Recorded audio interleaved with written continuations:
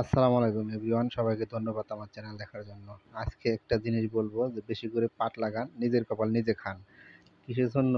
এই পাট চাষ করে আমার কত টাকা লস দেখতে পারবো। যে যদি 4,000 টাকা মনে হয় কামলা খরচ বাদ দিয়ে কিছুই থাকবে না, কারণ পাট খেতে অনেক অনেক কষ্ট হয়। দেখেন, অনেক পরিশ্রম আর অনেক পয়সা, টাকা পয়সা সবই নষ্ট হয়ে যায়।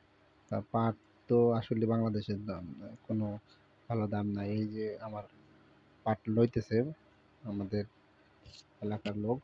তো আমি হচ্ছে এই যে পাটগুলো মোটর সাইকেলে করে নিয়ে যেতেছি, নিয়ে শুকাইতে দিব।